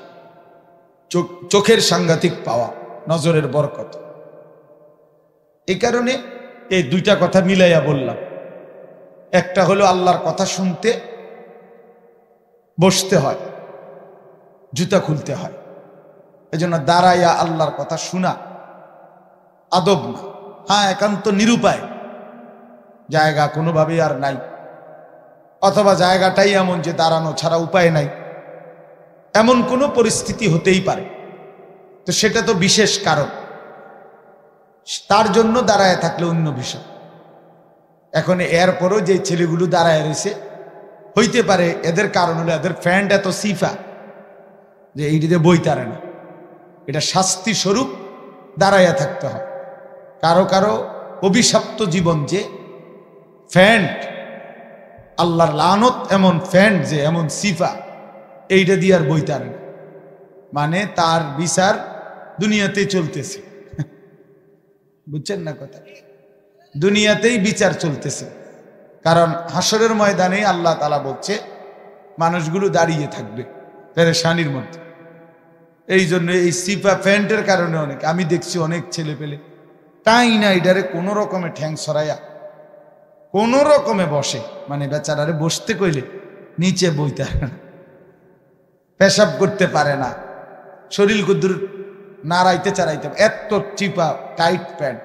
তাহলে এইটা কেমন লানত তার উপরে যে কুদ্দুর বইতারও না, পেশাব করতারও না বৈশা, এত বড় অভিশপ্ত, এটা কি প্যান্ট কিনল? ইতিহাস গবেষকদের কথা হইল আফ্রিকার যারা গোলাম ছিল, কৃতদাস আফ্রিকান, তাদেরকে এই সিবা প্যান্ট ফিন্দাইত। হ্যাঁ সত্যি। কেন? যাতে করে কাজে ফাঁকি না দেয়, গোলামের কৃতদাসের কাজে যেন ফাঁকি না দেয়। এই জন্য দাঁড়াইয়েই পেশাব করত, বসার সুযোগ ছিল না, এত টাইট চিপা প্যান্ট বসতে দিত না, বসার সুযোগ কম। এই জন্য এই একদম স্কিন যেগুলো শরীরের সাথে লাগা, এদের উপরে এই বড় অভিশাপ। এটা এরা সচরাচর আরামসে বসতে পারেন, বসতে পারেন। হ্যাঁ, বসলে ওই চেয়ারে তাও খুব কষ্ট হয়, এত টাইট। নিজের কষ্ট নিজে অনুভব করে, এরপরেও এটা বদলায় না, কারণ ফ্যাশন যে। আমার শায়েখ আল্লামা মুফতি মুশতাকুন নবী সাহেব হুজুর বলে, রসিক বাতেও মরে, রসিক শীতেও মরে। বুঝলেন ভাই? রসিক বাতেও মরে, শীতেও মরে। খানার কথা বলছে আর কইছে, কয় না খাইয়া আইছে। শীত লাগেনি কইছে, আর কয় না কোনো সমস্যা, কিসের শীত। এখন আর ওইরকম ভারী কম্বলও দিছে না, ভাতও দিছে না, তো এখন পেটের বুকেও মরে, শীতেও মরে। তো এটার বলে আর এই যে রসিক বাতেও মরে, রসিক শীতেও মরে, দোনো দিক দিয়ে মরে। তো এই জন্য এই রসিক কষ্টে মরে সিবা প্যান্ট পরে, একেবারেই অনর্থক। তোমরা যারা ছেলেরা ভাইবা দেখো, ফ্যাশনের জন্য তো সামান্য বিবেক খাটাইতে হয় যে আমি কি ধরনের ফ্যাশন, এটার ভিতরে একটা বিবেক থাকা চাই। কোরআন শরীফে আছে, আল্লাহ তাআলা বলছেন পোশাকের ব্যাপার, ইয়া বনি আদম কদ আনজালনা আলাইকুম লিবাসান ইওয়ারি সাওআতিকুম ওয়া রিশা। কোরআন শরীফের আয়াত। আল্লাহ তাআলা বলেন, হে বনি আদম, আমি আল্লাহই তোমাদের উপরে পোশাক নাজিল করেছি। এই যে পোশাক পরার এই অভ্যাস, এই মানসিকতা, এই বুঝ এবং পোশাক পরিয়ে আল্লাহ তাআলাই নাজিল করছে, এবং আল্লাহ তাআলাই এটা আদম এবং হাওয়া আলাইহিস সালাম ওনাদেরকে পোশাকের মাধ্যমেই আল্লাহ তাআলা তাদের রূহ দেওয়ার সময় এভাবেই সাজিয়েছেন। মনে করেন কিছু আধুনিক গবেষক আছে যারা বলে যে আদি যুগে মানুষের পোশাক ছিল না, ধীরে ধীরে মানুষ জঙ্গল থেকে ছাল বাল বাকল এগুলো দিয়ে নিজেদের লজ্জা ঢাকতে ঢাকতে আস্তে আস্তে আধুনিক হইতে হইতে পোশাক পরা শিখছে। এটা একদম গাঁজাখুরি কথা, মিথ্যা কথা, একেবারে গাঁজাখুরি কথা, বোতল খাই না কথা, বুঝেন না কথাটা? আলগা বোতল খাইছে, এরপরে আর কি কয় কথার কোনো উল্টা পাল্টা, এই গাঁজাখুরি কথা। কেন? কারণ হলো, আপনার কি মনে হয় যে আদম এবং হাওয়া আল্লাহ তাআলা এই দুইজনকে সৃষ্টি করে যে ফেরেশতাদের সামনে আদমকে আনলেন তো কাপড় চোপড় ছাড়া? এটা কথা হইল? এটা এত বড় বিবেকহীন কথা হইতে পারে? তো এরপরে কোরআন শরীফ স্পষ্ট আছে সূরা আরাফের মধ্যে যে আল্লাহ তাআলা বলেন আদম এবং হাওয়া যখন ওই নিষিদ্ধ গাছের ফল খাইছে ইবলিসের কারণে জান্নাতে, তখন সর্বপ্রথম তাদের কি ক্ষতি হয়েছে? জান্নাতি পোশাক কি হয়ে গেছে? ওনাদের পোশাক গায়ের থেকে পড়ে গেছে। তাহলে ওনাদের গায়ে আগে যদি পোশাক না থাকতো, পড়লো কি তা? কথা বুঝেন নাই? ওনাদের গায়ে আগে পোশাক ছিল কিনা? তাহলে বোঝা গেল প্রথম মানব আদম, প্রথম মানবী নারী হাওয়া আলাইহিস সালাম, দুজনের গায়ে কি ছিল? পোশাক ছিল। তো তাহলে আদিম যুগে মানুষ পোশাক ছাড়া ছিল, এত বড় মিথ্যা বাটফারি কথা করতে গেল বলেন? এই জন্য এটা কোরআন থেকে দিন নিতে হয়, জীবন। কোরআনুল কারীম শুধু নামাজ শিখায় না, কোরআনুল কারীম গোটা পৃথিবী শিখায়। মানুষের জীবনের সবকিছুই কোরআন থেকে নিতে হয়। কোরআনুল কারীমে আছে আল্লাহ তাআলা বলেন যে শয়তান যেন, ইয়া বনি আদমা লা ইফতিনান্নাকুমুশ শাইতান, হে বনি আদম, শয়তান যেন তোমাদেরকে ধোকায় না ফেলে। তোমাদের বাবা মার গায়ের পোশাক যেমন খুলে ফেলেছে, তোমাদেরকেও শয়তান যেন প্ররোচিত করে গুনাহের দিকে টেনে নিয়ে তোমাদের পোশাক যেন খুলে না ফেলে। কোরআন শরীফের স্পষ্ট। আজকে আমাদের বোনদের পোশাক বিবস্ত্র, অর্ধ উলঙ্গ, বেপর্দা। কেন? তাকে, নারীকে, ওই বোনকে, ওই মেয়েটাকে শয়তান নিজের পক্ষে নিয়ে আনিছে। এই জন্য তার পোশাক, তার শরীর কাপড় বিবস্ত্র করে দিয়েছে, অথবা অর্ধ উলঙ্গ বানায় দিছে, অথবা বেপরদিগি বানায় দিছে। এই জন্য পোশাকের উপরে শয়তানের বড়সড় আক্রমণ হয়। অর্থাৎ শয়তান যে পরিমাণ ওয়াসওয়াসা দেয়, এক্ষেত্রে একটা অন্যতম হলো শয়তান তার অনুসারীদেরকে আল্লাহ রসুলের সুন্নাহ বহির্ভূত পোশাক পরতে উদ্বুদ্ধ করে। কথা বুঝছে? এই জন্য এটা মনে রাখা দরকার। এটা মনে, আল্লাহ কোরআনে বলছেন পোশাক আমি নাজিল করেছি। ইউয়ারি সাওআতিকুম ওয়ারিশা। কেন নাজিল করলাম? দুই উদ্দেশ্যে। আল্লাহ বলছেন পোশাক দিলাম দুই কারণ। মানুষ যে পোশাক গায়ে দেয় কেন? আল্লাহ বলছে দুইটি উদ্দেশ্য। এক, এটা তোমাদের লজ্জা ঢাকবে।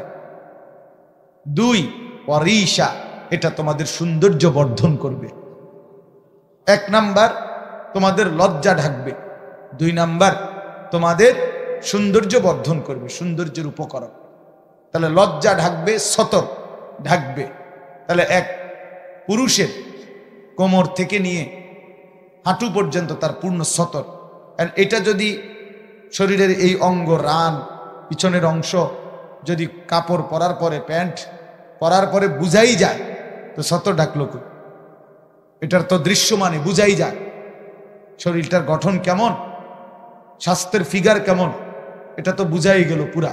তো সতর ঢাকলো কই? সতর ঢাকলো কই? এই জন্য তাফসীরের মধ্যে স্পষ্ট আছে, কোন ব্যক্তির সতর ঢাকা মানে শুধু কেবল কাপড় দেওয়াটা লাগানো না, বরং কাপড়টা এই জন্য লাগানো যেন সতরের অবয়ব বোঝা না যায়। তাহলে নারীর তো পুরা দেহ সতর, এই জন্য নারীর পোশাক এতটা ঢিলে ঢালা হওয়া উচিত যেন তার শরীরের অঙ্গ প্রত্যঙ্গের অবস্থান বোঝা না যায়। তাইলে সেটা পোশাক হবে না, সেটা উলঙ্গই। হাদিসের মধ্যে আছে, আল্লাহ নবী সাল্লাল্লাহু আলাইহি ওয়াসাল্লাম বলেন, নিসাউন কাসিয়াতুন আরিয়াতুন, কিছু নারী হবে এমন যারা পরেছে তো পোশাক কিন্তু তারা উলঙ্গ। সরাসরি হাদিস, কাসিয়াতুন আরিয়াতুন, এমনি তো দেখতে মনে হয়েছে পোশাক গায়ে দিছে কিন্তু আসলে তারা উলঙ্গ। আরিয়াত মানে উলঙ্গ। মাইলাতুন মুমিলাতুন, যারা নিজেকে পর পুরুষকে নিজের দিকে আকর্ষণ করে, পর পুরুষও তাদের দিকে আকর্ষিত হয়। লা ইয়াজিদনা রিহাল জান্নাহ, আল্লাহ নবী সাল্লাল্লাহু আলাইহি সাল্লাম বলেন তারা জান্নাতের ঘ্রাণও পাবে না, জান্নাতের ঘ্রাণও পাবে না। যদিও জান্নাতের ঘ্রাণ 500 বছরের রাস্তা থেকেই নাকে লাগে, কিন্তু এর পরেও এই নাফরমান নারী 500 বছরের রাস্তার দূরে থাকলেও জান্নাতের ঘ্রাণও পাবে। এই মানে পোশাক পরেও যে উলঙ্গ। বেপর্দা নারী পোশাক তো পরে কিন্তু উলঙ্গ, উলঙ্গ।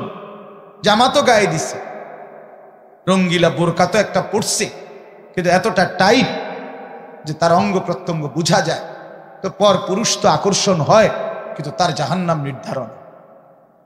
নিজের আখেরাত বরবাদ হয়, আখেরাত বরবাদ। যুবকের চরিত্র নষ্ট হয়, আর এই নাফরমান নারীর আখেরাত বরবাদ। এই জন্য বন্ধু, কথার প্রসঙ্গ দেখে এটা বললাম আর কি, যে আল্লাহ তাআলা বলছে পোশাক আল্লাহ দিয়েছেন। এই জন্য কোনো কাফের বেঈমান থেকে পোশাকের ডিজাইন নিতে নাই। আমরা যারা মুসলমান, মুসলমান বেঈমানের পোশাক পরবে কেন? পোশাক মামুলি কিছু না, এটা মামুলি বিষয় না যে পোশাক একটা ফিনলেই হলো হুজুর এগুলো নিয়েও এত মাথা কামান কেন? না না, এটা তো গুরুত্বপূর্ণ বিষয়। কোরআন শরীফে আল্লাহ বলছেন ওয়ালিবাসুত তাকওয়া যালিকা খাইর। এরপরে আল্লাহ বলেন মুত্তাকির পোশাক, তাকওয়ার পোশাক, এটাই হচ্ছে সর্বোত্তম। এই কথার দুই অর্থ। এক অর্থ হইল যে তার জীবনকে তাকওয়ার মাধ্যমে সাজাবে, গুনাহ মুক্ত হয়ে আল্লাহর হুকুমের মাধ্যমে জীবনটা সাজাবে, সে যেন নিজেকে তাকওয়ার পোশাক দিয়ে সাজালো, এটাই সর্বোত্তম। আরেকটা হলো যুগে যুগে যারা মুত্তাকি, আল্লাহওয়ালা, দিনদার, ফরহেজগার, তাদের পোশাক যেটা, সেটা সর্বোত্তম, সর্বোত্তম। তাইলে এখন এই সিবা ফ্যান্ট এটা মুত্তাকিদের পোশাক? বলো ভাই, আল্লাহওয়ালাদের পোশাক? ওমর ফারুক ভাই বলছে, আমি শুনতেছি যে আমি শক্ত কথা কই, আজকে আর শক্ত কিছু কইতাম না, নিয়ত করছি, যা ভালো হয়ে গেলাম, আমি ভালো হয়ে গেলাম। জান তোমরা যখন ভালো হও না আর কি করা কোন? এই জন্য আর নরম করে, এই জন্য এই দেখেন না এতক্ষণ কত নরমে কইলাম, আর কেমনি নরমে কইত। তার মানে বুঝাইতে চাইলাম ভাইয়া, আমরা এটা বুঝাইতে চাইলাম যে আল্লাহ তাআলা বলছেন পোশাক গুরুত্বপূর্ণ, পোশাক গুরুত্বপূর্ণ। পোশাক আল্লাহ বলেন আমি নাজিল করেছি। দেখে ছেলেরা তোমরাও শোনো ভাই, আল্লাহ তাআলা কোরআনে বলছে আমি কোরআন নাজিল করেছি। যেটা আল্লাহ নাজিল করে সেটা দামি, যেমন কোরআন। আল্লাহ বলেন আমি বৃষ্টি নাজিল করেছি, ওয়া আনজালনা মিনাল মুসিরাতি মাআন সাজ্জাজা। আল্লাহ বলেন আমি মেঘমালা থেকে আমি আল্লাহ তাআলা অঝরে বৃষ্টি নামাই, নাজিল করি, লিনুখরিজা বিহি হাব্বান ওয়া নাবাতা। আর এরপরে আমি জমিন থেকে শস্য, বীজ, উদ্ভিদ, চারা এগুলো উৎপন্ন করি। ওয়া জান্নাতিন আলফাফা, ঘন বাগান, ফলের, ফসলের, ফুলের আমি আল্লাহ তাআলা এই জমিনের মধ্যে থেকে বের করে আনি। তো আমি আসমান থেকে বৃষ্টি নাজিল করি। আনজালনা ওয়া আনজালাল ফুরকান, আল্লাহ বলেন তিনি আল্লাহ কোরআন নাজিল করেছেন। ফুরকান মানে কোরআন। ঠিক এরকম ভাবে আল্লাহ তাআলা বলেন যে লোহা আল্লাহ তাআলা বলছেন, লোহা আল্লাহ তাআলা নাজিল করেন। ওয়া আনজালনাল হাদিদ ফীহি বাসুন শাদীদ। আল্লাহ তাআলা বলেন আমি লোহা নাজিল করি। কে নাজিল করে? আল্লাহ। এই জন্য গোটা পৃথিবীর, খেয়াল করে দেখেন, গোটা পৃথিবীর সমস্ত প্রযুক্তি, আধুনিকতার যত উপকরণ, মানুষের দুনিয়ার সুখের জন্য, আরামের জন্য, সহজতার জন্য যত উপকরণ তৈরি হইতেছে সব কিছুর মধ্যে লোহার অংশগ্রহণ, সব কিছুর মধ্যে স্টিল, লোহা, পাত এইগুলোর অংশ আছে এই আমাদের সমস্ত কিছুর মধ্যে। তাহলে এটা ভীষণ একটা উপকারী জিনিস, ভীষণ উপকারী জিনিস। এই পৃথিবীর আধুনিকতার সব কিছু তৈরি হইতেছে, তার মধ্যে একটা মৌলিক অন্যতম উপাদান লোহা। লোহা, এই লাখ হাজার হাজার বিল্ডিং, তো এগুলো সব লোহা না হইলে, এই স্টিল না হইলে কেমনে হইব? এই রড না হইলে কেমনে হবে? আল্লাহ তাআলা বলেন বাসুন শাদীদ, এর মধ্যে ভীষণ শক্তি আছে লোহার মধ্যে, লোহার মধ্যে। তো যেটা আল্লাহ নাজিল করে সেটা দামি হয়, গুরুত্বপূর্ণ হয়। তাহলে আল্লাহ বলেন কোরআন আমি নাজিল করেছি, এটা গুরুত্বপূর্ণ। বৃষ্টি আমি নাজিল করি, এটা গুরুত্বপূর্ণ। লোহা আমি আল্লাহ নাজিল করেছি, এটা অত্যন্ত গুরুত্বপূর্ণ। ঠিক আল্লাহই বলছেন কাদ আনজালনা আলাইকুম লিবাসান, আমি পোশাক নাজিল করেছি, অতএব এটা গুরুত্বপূর্ণ। এটা জানতেন একটা কিছু ফিনলেই হইল না, যে কোনো কারো বেঈমান কাফের মুশরিকদের দেখে দেখে ভাইয়া একটা কিছু পড়লেই হলো। মুসলমান এত ফালতু হয় না, মুসলমান এত অল্পতে হেরে যায় না। যেই কোনো কাফের বেঈমান, ইহুদি, খ্রিস্টান, হিন্দু, বৌদ্ধ, নাস্তিক, মুরতাদে যেটাই আমারে দেখাই দিল আমি এটাই পড়লাম, এটাই পড়লাম। মহিলাদের নেশাই এটা। বাজারে মার্কেটে গিয়ে নতুন কি আসছে, নতুন ডিজাইন কি, নতুন মডেলের কাপড় কি, আহা কার থেকে মডেল নিল, কার থেকে মডেল? এই বেঈমান কাফের মুশরিকরা যত ডিজাইন আমাদের মা বোনদের জন্য কাপড়ের নামে দিচ্ছে, সবটার মধ্যে মূল উপাদান হলো বেপরদেগি। এটাকে সামনে রাইখা নারীকে যত বেশি লোভনীয়, আকর্ষণীয় করে পর পুরুষের সামনে তুলে ধরা যায়, এটা হলো তাদের মেন আগে প্রথম টার্গেট। এরপরে পোশাকের ডিজাইন, সাইজ ইত্যাদি সাজায়, ঠিক না? তাইলে অসভ্যতা হলো মূল। কিন্তু আল্লাহ তাআলা তো অসভ্যতার জন্য পোশাক দেন না। আল্লাহ তো প্রথমেই বলে নিছেন ইউয়ারি সাওআতিকুম,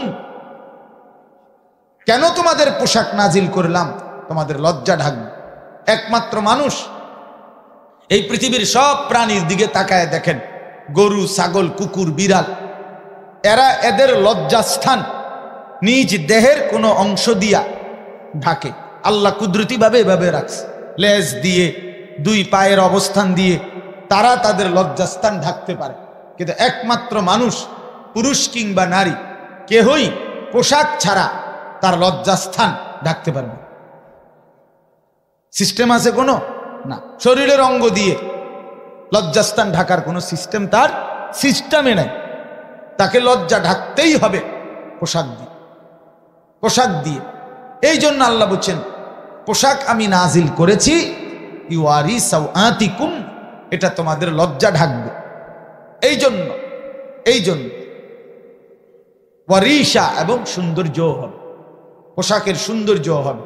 এই জন্য আমি অনুরোধ করছি ছেলেরা, প্রিয় ভাই, নিজের পোশাকের প্রতি যত্নবান। একটা পোশাক একটা মানুষের ধর্মের পরিচয় বহন করে, পোশাক মানুষের বংশের পরিচয় বহন করে, পোশাক মানুষের ব্যক্তিত্বের পরিচয় বহন করে, পোশাক মানুষের রুচির পরিচয় বহন করে। বাহ্যিক এই পোশাক মানুষের ভিতরের চিন্তাধারা, আয-যাহিরু উনওয়ানুল বাতিন, মানুষের ভিতরের ঠিকানা, প্রতিচ্ছবি মানুষের বাহ্যিক দিক। মানুষের বাহির দেখেও ভিতর আন্দাজ করা যায়, ভেতর আন্দাজ করা যায়। যেমন একদম সহজ উদাহরণ, কোনো মানুষের দিকে, চেহারার দিকে তাকাইয়েই মানুষ বলে কি ভাই মনটা খারাপ, অথচ মনটা যেটা কইতেছে মনটা খারাপ, দিল, অন্তর, এটা তো ভিতরে, কিন্তু তার চেহারার মধ্যে সেটা প্রকাশ পাচ্ছে। অথবা কি ভাই খুব ফুর্তিতে আছেন মনে হয়, খুব খুশিতে আছেন, এই যে, তাহলে দিলের খুশি চেহারার মধ্যে কি পায়? প্রকাশ পায়। দিলের অসন্তুষ্টি, পেরেশানি চেহারার মধ্যে কি পায়? প্রকাশ। মানুষ দেখেই মনে করে কি ভাই খুব চিন্তিত মনে হচ্ছে। তাহলে বোঝা গেল মানুষের বাহ্যিক চেহারা মানুষের ভিতরের অন্তরের প্রতিচ্ছবি। ঠিক তেমনি ভাবে তুমি যুবক, তোমার চেহারা, তোমার চুল, তোমার লেবাস, তোমার পোশাক, এটা তোমার ভিতরের ঈমানের প্রতিচ্ছবি। তোমার দিলে ঈমান আছে কিনা, তুমি আল্লাহ চিনো কিনা, আখিরাত চিনো কিনা, তোমার মৃত্যুর কথা মনে আছে কিনা, তোমার পরকাল নিয়ে কোনো ভাবনা আছে কিনা, এটার প্রমাণ তোমার এই বাহ্যিক চেহারা, বাহ্যিক এই পোশাক। অসংখ্য ছেলে পেলে তোমরা এটা বুঝতে চাও না, তোমরা এটা বুঝতে চাও না। সারাক্ষণ তাকাইয়া থাকো কোনো বেঈমানের মতো, কোনো বেঈমানের ডিজাইন তোমার খুব দ্রুত লুফে নাও, গ্রহণ করে নাও, অথচ ইমানদারের পোশাক তোমার পছন্দ হয়। তুমি দেখো তো ভাইয়া, ওলামায়ে কেরামকে পৃথিবীবাসী কি পরিমাণ ইজ্জত করে, তাহলে তাদের পোশাক কত সম্মানী। তুমি দেখো তো আউলিয়াদেরকে মানুষ কি পরিমাণ ইজ্জত করে, তো তাদের পোশাক চলাফেরা এটাও তো সম্মান। কোরআন শরীফে আছে, এবার বুঝাই। কোরআন শরীফে স্পষ্ট আছে, আল্লাহ নবী সাল্লাল্লাহু আলাইহি সাল্লাম কম্বল গায়ে দিয়ে শুইছেন কম্বল গাও দিয়া। নবী সাল্লাল্লাহু আলাইহি সাল্লামকে আল্লাহ তাআলা এই কম্বল গায়ে অবস্থায় আল্লাহ তাআলা ডাক দিছে, বন্ধু আপনাকে আমার এখন কথা বলবো, আমি ডাক দেব, তা আপনার গায়ে যে কম্বল, এখন আপনারে কি কম্বল বাদ দিয়া শুধু ডাক দেবো? কম্বলটা আমি কম্বলটাকে কি করব? তা আল্লাহ বলে, বন্ধু যে কম্বল আপনার গায়ে, আমি আল্লাহর কাছে সেই কম্বলটাও প্রিয়। এই জন্য বন্ধু শুধু আপনাকে ডাকবো কেন, কম্বলটাকে সহই ডাক দেই, ইয়া আইয়ুহাল মুজাম্মিল, হে কম্বল পরা বন্ধু আমার। সরাসরি কোরআনে রাসূলুল্লাহ সাল্লাল্লাহু আলাইহি সাল্লামের গায়ের কম্বল দামি হয়ে গেছে, দামি হয়ে গেছে। ইয়া আইয়ুহাল মুজাম্মিল, নবী সাল্লাল্লাহু আলাইহি সাল্লাম চাদর গায়ে দিয়েছেন, চাদর গায়ে আল্লাহ নবী সাল্লাল্লাহু আলাইহি সাল্লাম, আল্লাহ তাআলা বলছে, বন্ধু আমার যে আপনাকে এখনই ডাক দিতে মন চাচ্ছে, কিন্তু চাদরটা কি করব? বাদ দেব চাদর? না বন্ধু, আপনার গায়ের ওই চাদর এটাও আমার কাছে প্রিয়, এই জন্য আপনাকে ডাক দিতে গিয়ে চাদরকে বাদ দিলাম না। ইয়া আইয়ুহাল মুদ্দাসসির, হে চাদর পরা নবী আমার।